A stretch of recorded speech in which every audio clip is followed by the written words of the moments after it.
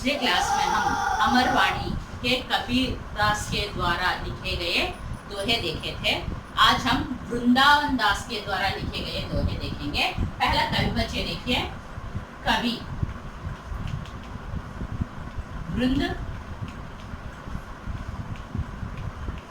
वृंदावन दास, जीवन काल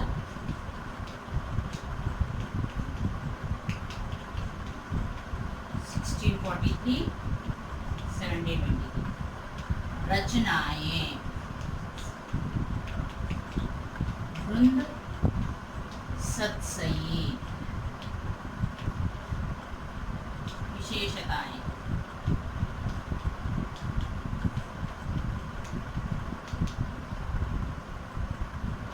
नीतिपरक दोहों के लिए प्रसिद्ध। देखिए, कवि वृंद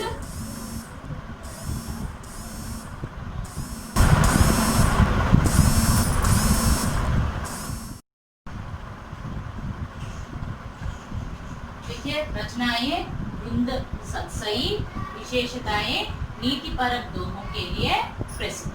ओके अम्मा, कवि एवरम्म వృందావన్ దాస్। లైఫ్ పీరియడ్ ఏమో 1643 నుండి 1723 మధ్యలో తన లైఫ్ పీరియడ్। రచనాएं वृंद सत्सई, विशेषताएं नीतिपरक दोहों के लिए प्रसिद्ध। ఓకే అమ్మా, వృంద్ని వృందావన్ దాస్ అని కూడా అంటారు। తన లైఫ్ పీరియడ్ అనేది 1643 నుండి 1723 మధ్యలో తన లైఫ్ పీరియడ్ అనేది ఉంది। రచనాएं वृंद सत्सई, विशेषताएं नीतिपरक दोहों के लिए प्रसिद्ध। ఓకే అమ్మా, సో ఇది కవి పరిచయం। దీని తర్వాత దీని దోహేస్ చూద్దాము।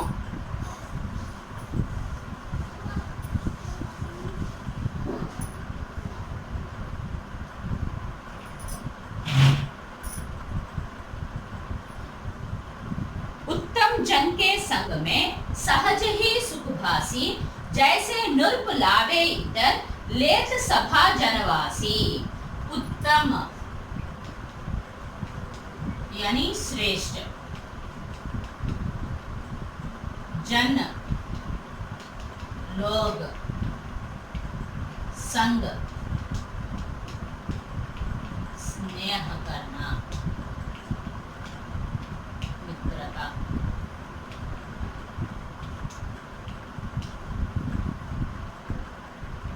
सहज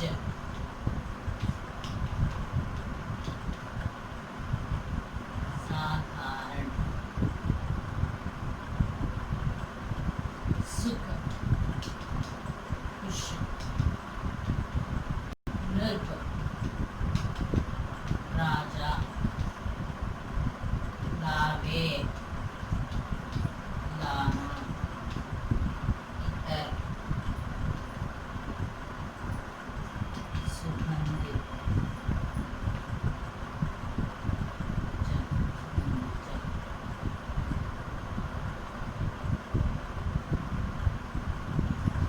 सभा लोग,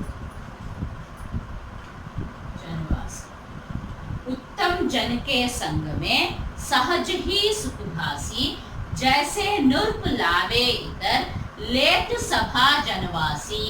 यानी यहाँ का इसका अर्थ है कि वृंदावन दास जी कहते हैं कि हम उत्तम लोगों के साथ यानी अच्छे लोगों के साथ, सज्जन व्यक्तियों के साथ मित्रता करने से हमारा जीवन सुखमय होगा। समझ में आया?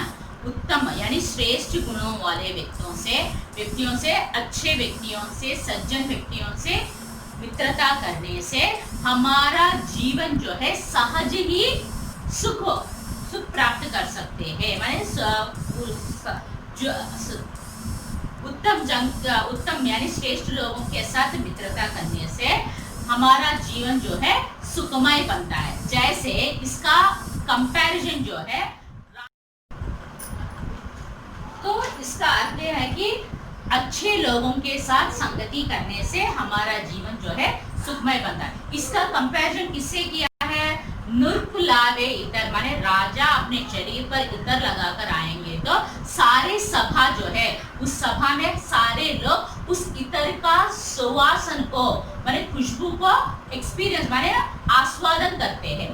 సో ఇక్కడ ఏం చెప్పారంటే ఉత్తమ్ జన్ కే సంగమే మంచి వాళ్ళతో స్నేహం చేస్తే మన జీవితం అనేది సాధారణంగానే సహజంగానే హ్యాపీనెస్ కలిగి ఉంటుంది.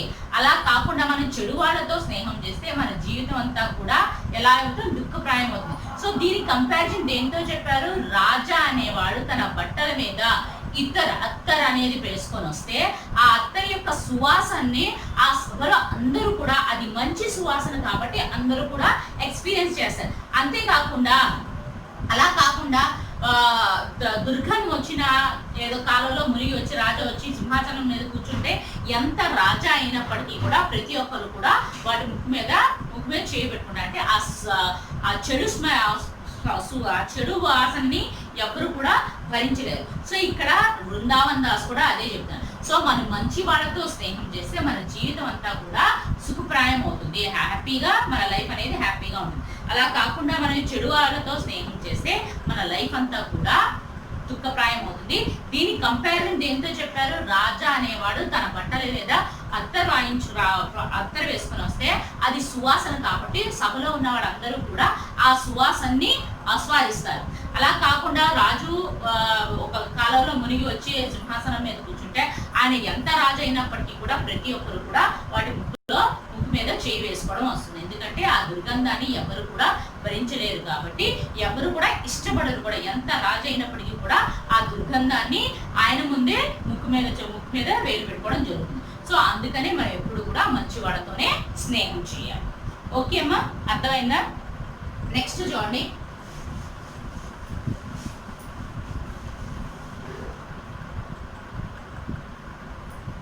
करे बुराई सुख चाहे कैसे पावै कोई, रोपै बीरवा आखी आम कहाते होय.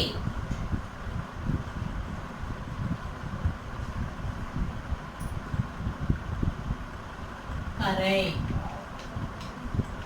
करना, बुराई बुरा काम, सुख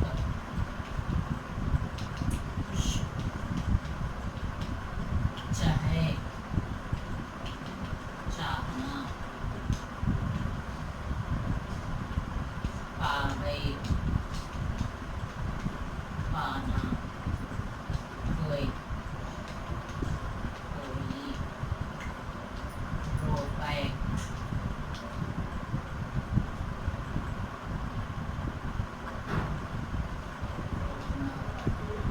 बीरवा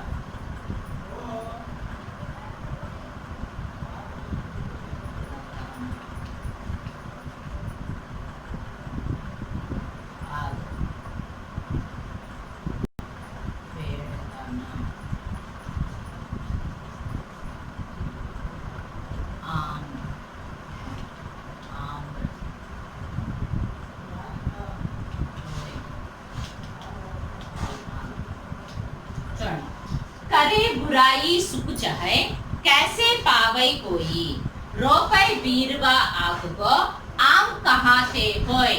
सो हम दूसरों को बुराई करके, दूसरे के बारे में माने दूसरों को बुराई करके हम सुख पाना चाहते हैं, कैसे पा सकते हैं.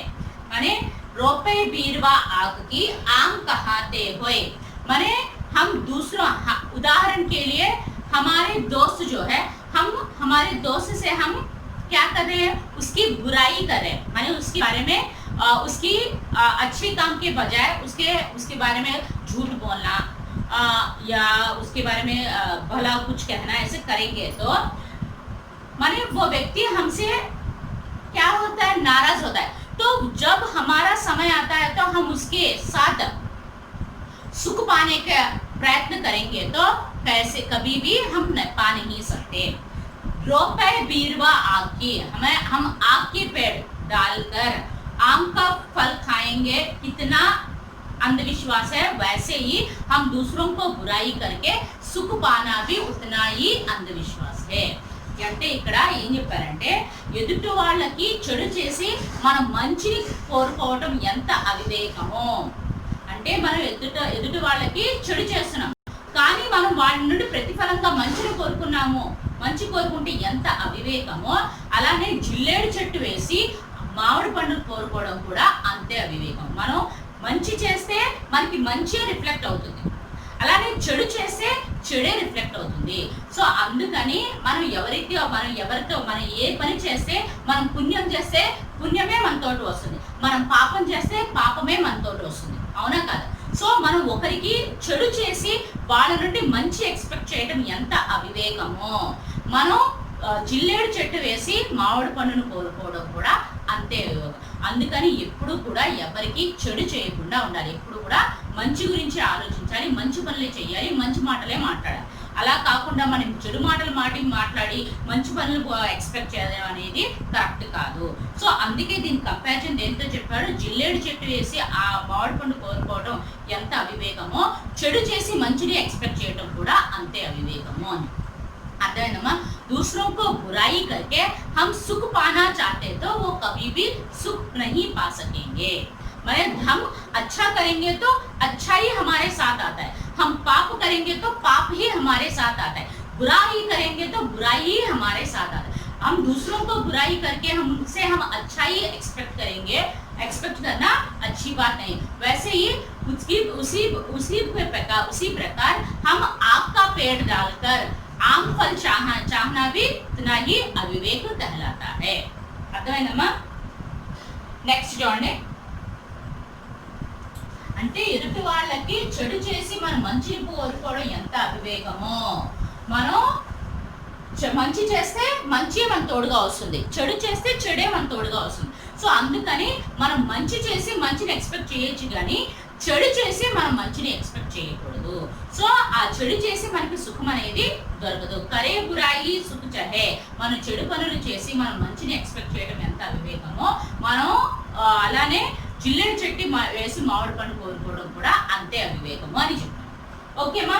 నెక్స్ట్ చూడండి, करत करत अभ्यास ते जड़मती होत सुजान, रसरी आवत साथ जात ते सिल पर परत निशान। अब करत करना, अभ्यास साधना, जड़मती मंदबुद्धि सुजान सज्जन रसरी रस्सी सिल पत्थर निशान निशान।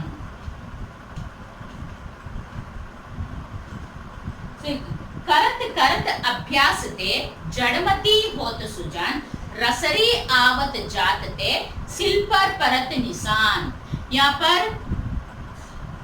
कोई भी काम हम अभ्यास करने से, माने कोई भी काम करने के लिए हम एक बार करेंगे तो नहीं आता, दो बार करेंगे तो नहीं, बार बार करने से जड़मती भी, मंद बुद्धि वाला भी सुजान बन सकता है।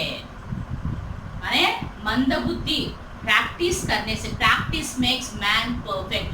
माने कोई भी काम हम अभ्यास करने से, प्रैक्टिस करने से, साधना करने से जितना मंद बुद्धि होने पर भी वो क्या बन जाता है? सुजान बन जाता है, माने एक सज्जन के रूप में बन जाता है।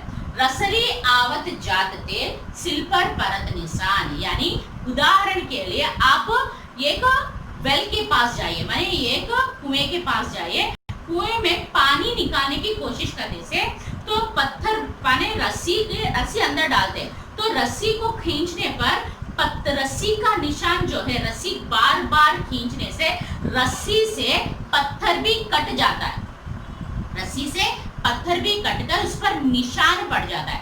वैसे ही हम बार बार अभ्यास करने से जड़मती भी, एक मंद बुद्धि बालक भी बुद्धिमान बन जाता है। यानी यहाँ पर इसका उदाहरण किससे दिया है?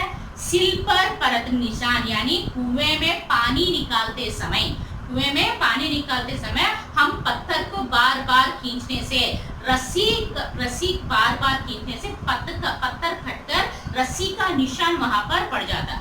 वैसे ही बार बार अभ्यास करने से जड़मती भी माने मंदबुद्धि बालक भी सुजान बन सकता है। समझ में అమ్మా? ఇక్కడ కరత్ అభ్యాసతే అంటే మనం ప్రాక్టీస్ అనేది చేయటం వలన, జడ్ముతి అంటే ఒకసారి ఏదైనా సరే ఒకసారి చేసిన వెంటనే రాదు, రెండు సార్లు చేసిన వెంటనే రాదు. ప్రాక్టీస్ చేస్తూ ఉంటే మనకి ఏదైనా, మనం ఉదాహరణకి సైకిల్ నేర్చుకుంటామమ్మా, మనం సైకిల్ నేర్చుకునేటప్పుడు స్టార్టింగ్లోనే మనకి సైకిల్ పట్టుకోవడం, ఆ పెడల మీద కాలు వేసి బ్యాలెన్స్ చేయడమే చాలా కష్టం అవుతుంది. అలా నెమ్మదిగా ప్రతిరోజు ప్రాక్టీస్ చేస్తూ ఉంటే ఆ సైకిల్ కొత్తగా నేర్చుకుంటున్నప్పుడు ఒక అడుగు వేయటమే మనకి చాలా కష్టం. కానీ అలా రోజు ప్రాక్టీస్ చేస్తూ ఉంటే మనకి సైక్లింగ్ అనేది చాలా ఈజీగా వచ్చేస్తుంది. అవునా కదా? సో ఏదైనా సరే ప్రాక్టీస్ మీదే బేస్ అయి ఉంటుంది. ప్రాక్టీస్ మేక్స్ మ్యాన్ పర్ఫెక్ట్ అనేది కరెక్ట్ కొటేషన్. అంటే మనం ఏదైనా ప్రాక్టీస్ అనేది చేస్తే మందబుద్ధి బాలుడు కూడా తెలివైన వాడుగా మారగలడు.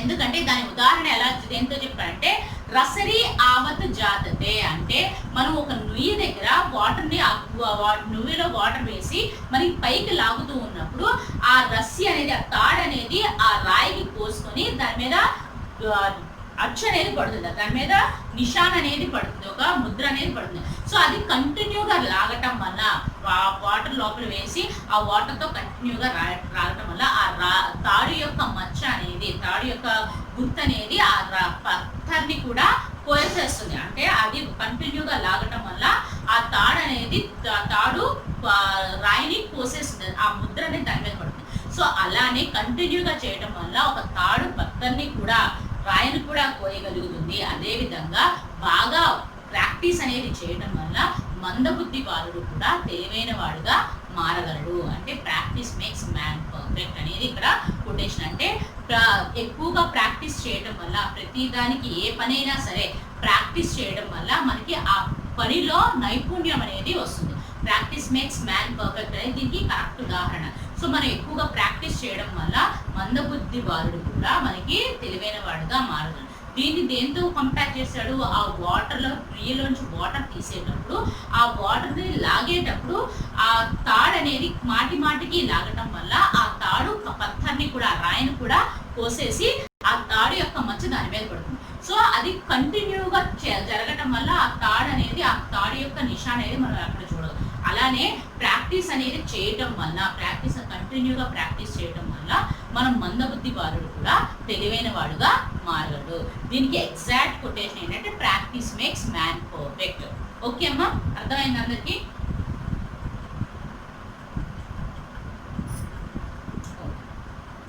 సో ఇక్కడ वृंदावन दास తో 3 దోహస్ అర్థమైంది కదమ్మా.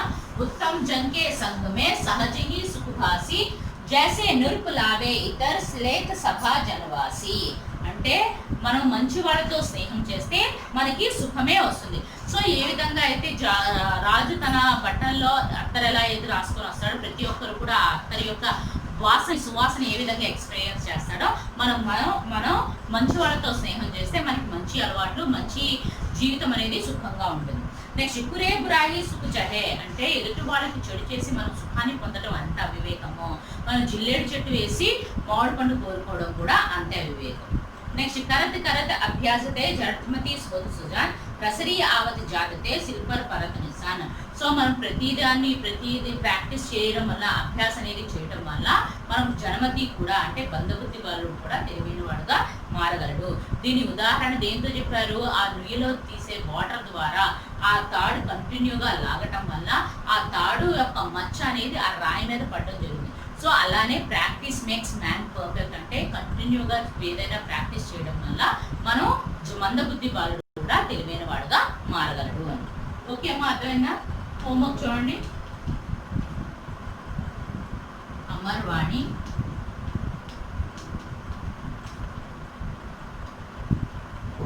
वृंद कई परिचय